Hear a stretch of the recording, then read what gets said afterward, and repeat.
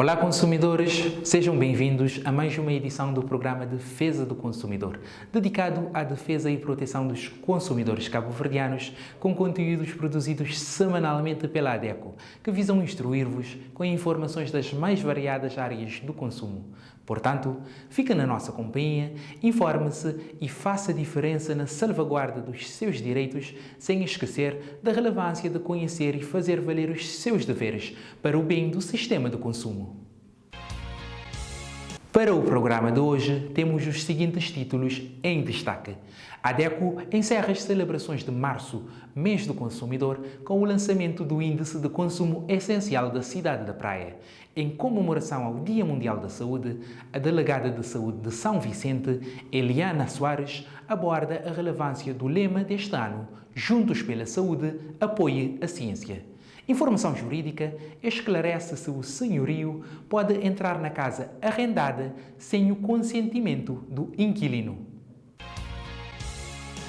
Vamos agora ao desenvolvimento dos temas anunciados. Para encerrar as atividades de celebração de março, mês do consumidor, a ADECO lançou no passado dia 30 de março o Índice de Consumo Essencial da Cidade da Praia. A partir de agora, para além das ilhas de São Vicente e do Sal, já é possível conhecer o custo trimestral dos bens de primeira necessidade para um adulto saudável residente na cidade da Praia. Confira agora a atualização dos valores do ICE na capital do país relativos ao mês de março. O cabaz de bens e serviços essenciais monitorizado pela ADECO para avaliar a evolução dos preços na cidade da Praia registrou em março uma diminuição de 318 escudos, menos 0,9% em relação ao mês de fevereiro. Neste sentido, o custo mensal para um consumidor saudável viver na capital do país passou a ser de 33.156 escudos. Os produtos alimentares apresentaram uma diminuição de 2,1%, correspondendo a menos 327 escudos face a fevereiro. O déficit do salário mínimo do setor público é de 42,7% e o déficit do salário mínimo do setor privado de 48,7%. O presidente do Conselho Diretivo da ADECO, Nelson Faria, considera o lançamento do Índice de Consumo Essencial na cidade da Praia como mais uma conquista da Associação para a Defesa do Consumidor, sublinhando ainda a intenção de alargar este estudo às demais regiões do país, de forma a reforçar o conhecimento sobre o custo de vida a nível nacional. Neste momento onde nós pretendemos fazer informação de atualização do Índice de Consumo Essencial de São Vicente e do Sal e lançar o Índice de Consumo Essencial da cidade da Praia, que é mais uma conquista da ADECO. Começamos por São Vicente, avançamos para o Sal, agora vamos fazer para a Praia, mas depois a nossa pretensão também é alargar para outras regiões do país, nomeadamente Santiago Norte, nomeadamente Boa Vista, Fogo, e ter um mapa completo do índice de consumo essencial, por ilha, por região, porque verificamos que há uma disparidade de necessidade de consumo essencial nas diferentes ilhas, tendo em conta os diferentes contextos de consumo, tendo em conta os índices, os fatores que nós consideramos no índice, nomeadamente a comunicação, a habitação, a alimentação, a eletricidade, o consumo de energia e gás. São esses os componentes essenciais do Índice de Consumo Essencial. Além do lançamento do Índice de Consumo Essencial da cidade da Praia, Nelson Faria apresentou também a atualização dos dados do ICE das Ilhas do Sal e de São Vicente referentes ao mês de março, dos quais se constata que a alimentação continua a ser o indicador com o maior peso no orçamento dos consumidores, de acordo com os resultados apurados nas 3 ilhas. É muito relevante apontarmos que, para o mês de março, nós temos um indicador cifrado em 24.856 escudos, o que quer dizer que uma pessoa saudável em São Vicente precisa de 24.856 escudos para satisfazer as suas necessidades básicas. Para a Ilha do Sal, esse índice cifra-se em 34.909 escudos, que é o que uma pessoa que vive no Sal saudável precisa para ter um mínimo de consumo essencial. Para a cidade da Praia, que é a grande novidade neste momento que nós elaboramos, temos um índice de consumo essencial cifrado em 33.156 escudos no mês de março.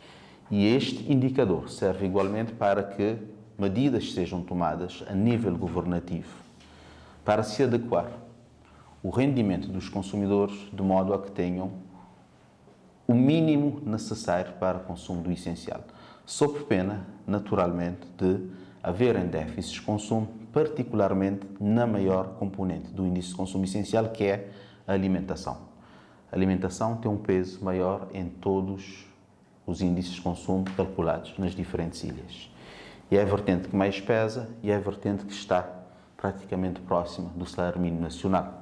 Por sua vez, o precursor do Índice de Consumo Essencial e membro do Conselho de Direção da ADECO, Marco Cruz, considera que o índice tem cumprido o seu papel, que consiste essencialmente em elucidar os consumidores sobre a realidade do país relativamente ao consumo de forma clara e objetiva, facilitando a compreensão dos cidadãos.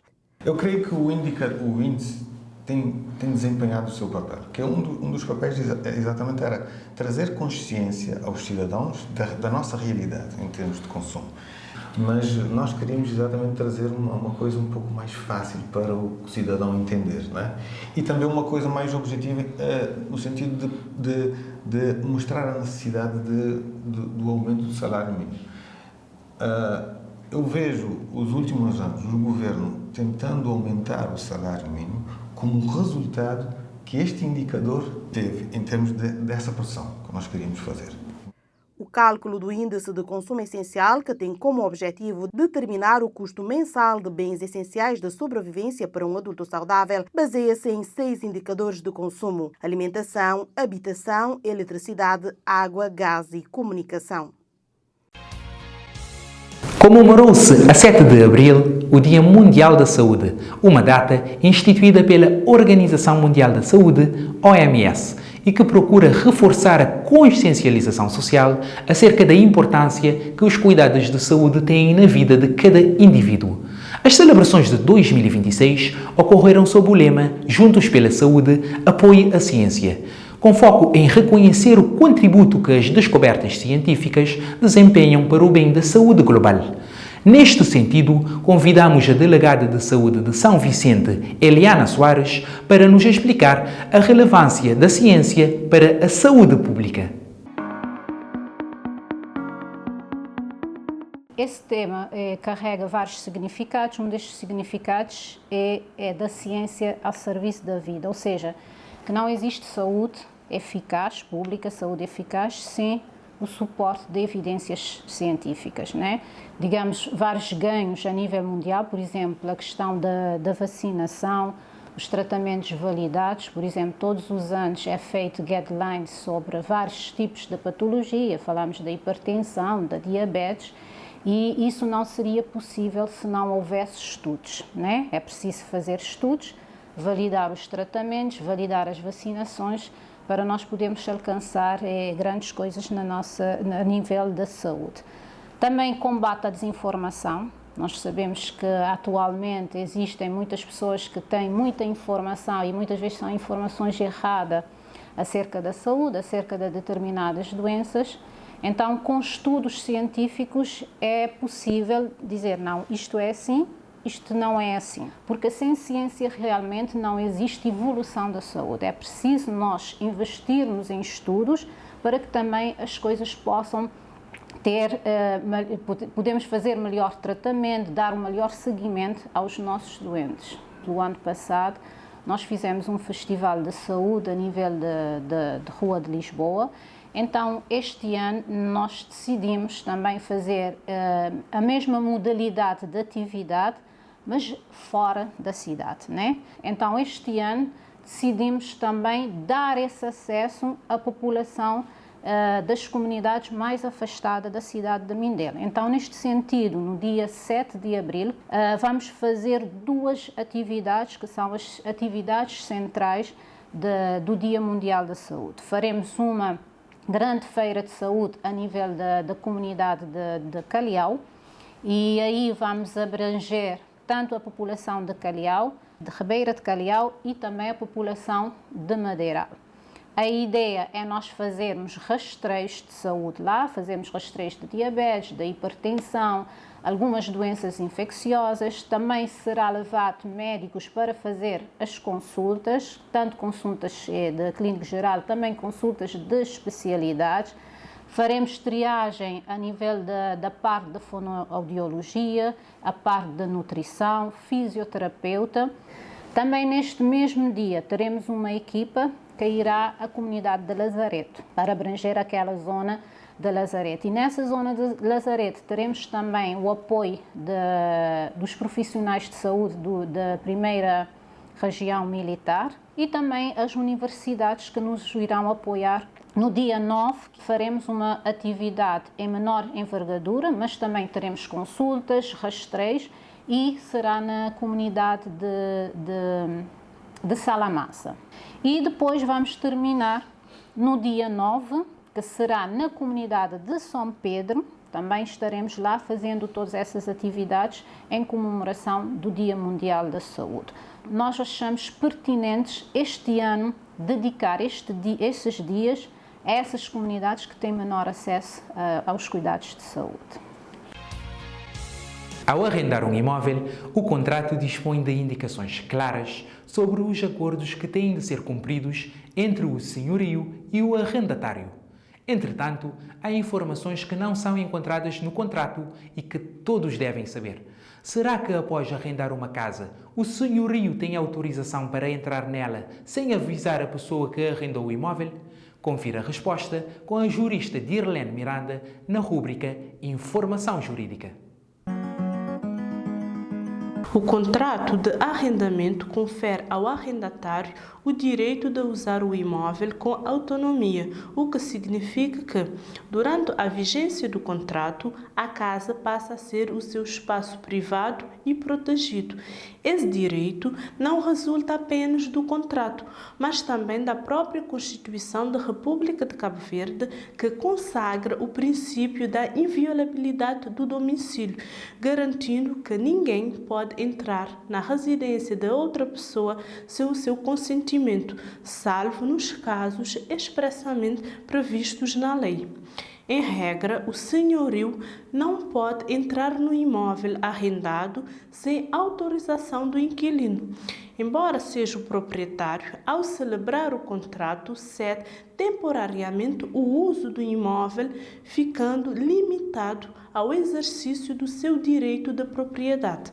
Qualquer entrada não autorizada representa uma violação não só das normas do arrendamento, mas também de direitos fundamentais ligados à privacidade e à vida pessoal do arrendatário. A lei admite, contudo, situações excepcionais em que o acesso ao imóvel pode ser legítimo, nomeadamente quando seja necessário realizar obras urgentes ou indispensáveis à conservação do bem, ou ainda em fase final do contrato para permitir visitas de potenciais arrendatários ou compradores.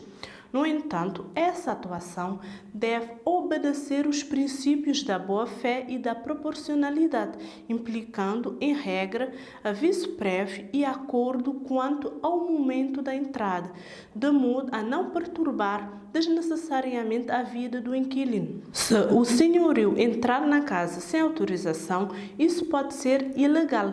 Pode ter de indemnizar o inquilino pelos danos causados e, em casos mais graves, pode até ser considerado crime.